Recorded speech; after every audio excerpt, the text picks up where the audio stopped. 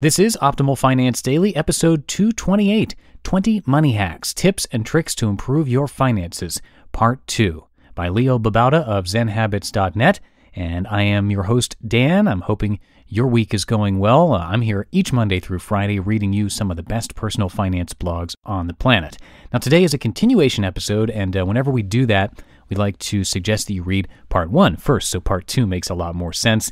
And this is a two-part post. It started yesterday, so if you haven't heard Tuesday's episode yet, that's episode 227, you'll probably want to check that out first. But before we get into it, really quickly, if you want to show support for this podcast, come visit us at oldpodcast.com/support, and you'll see there a bunch of different ways you can help out, both financially and otherwise. Anything listed there is a big boost to us, and I'll probably mention it quickly at the end of the episode too. So for now, let's continue yesterday's post from Leo as we optimize your life. 20 Money Hacks, Tips and Tricks to Improve Your Finances, Part 2, by Babauta of ZenHabits.net. Number 11, pay savings and debt first. When you sit down to pay your bills, I do them all online, make the first bills you pay be your savings transfer and your debt payments. If not, if you pay them last, you'll end up shortchanging them. But if you pay them first, you'll make sure you still pay your rent or mortgage, utilities, groceries, and gas, so you'll just cut back on other spending. 12. Exercise at home. Now, some of you will disagree with me on this, which is okay. Everyone should do what works for them, but I've saved a lot of money that I used to spend on gyms by just running at the local track or on the roads in my neighborhood and buying some simple weights and a chin-up bar. I do a lot of bodyweight exercises, push-ups, Hindu squats, lunges, pull-ups, dips, etc., and I don't need a gym for those things. 13. Cut out cable TV. I'm not saying I don't watch TV. I watch DVDs so that I'm sure that what I'm watching is something great, rather than the useless stuff you find on TV most of the time. And there's a lot of it online for free if you look. Not a huge savings, but it adds up. 14. Declutter. By getting rid of all the excess stuff in your home, you not only make your life much simpler and more peaceful, but you make it harder to buy stuff that will just clutter things up again. Once you've simplified your home, you won't want to go back. 15. Lend and borrow.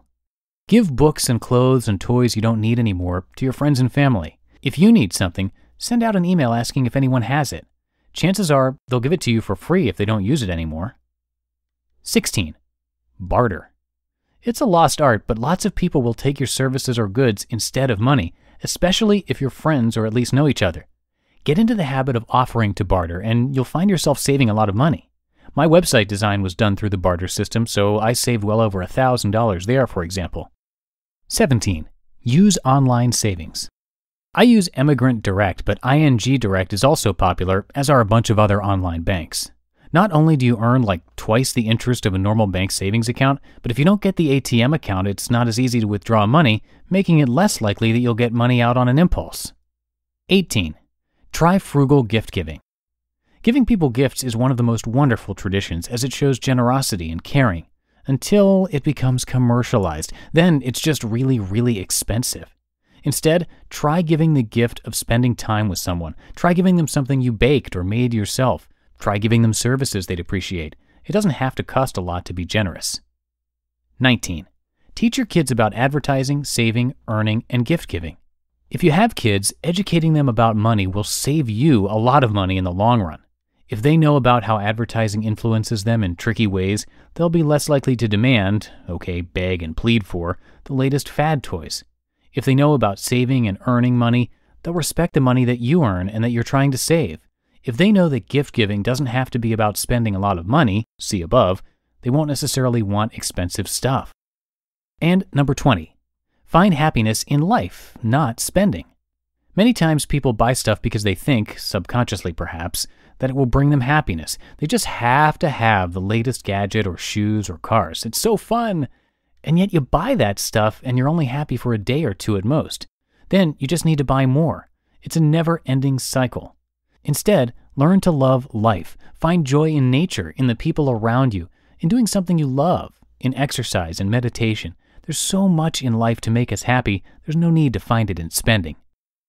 Quote, I'd like to live as a poor man with lots of money. Pablo Picasso. You just listened to part 2 of the post titled 20 Money Hacks, Tips and Tricks to Improve Your Finances by Babauta of ZenHabits.net. And once again, if you would like to do your part to help keep this podcast going, we could definitely use your support in a few different ways. Now, we've listed how you can help the show at oldpodcast.com/support, and it would be great if you could take a look and help out where you can. And that'll do it for our Wednesday edition. Have a great rest of your day, and I will see you tomorrow, where your optimal life awaits. Hello, Life Optimizer. This is Justin Malik, creator and producer of this podcast, but also Optimal Living Daily, the show where I read to you from even more blogs covering finance, productivity, minimalism, personal development, and more from incredible bloggers like Derek Sivers, Zen Habits, Mark and Angel, The Minimalists, and all the ones you hear on this show too. So if you enjoyed today's episode and like taking amazing blogs on the go, come on over to Optimal Living Daily and subscribe to that one too. And together, we'll start optimizing your life.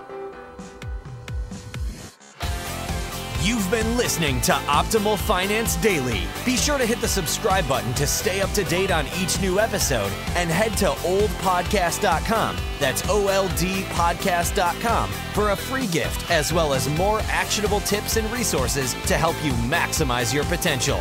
Thanks for joining us, and remember, your optimal life awaits.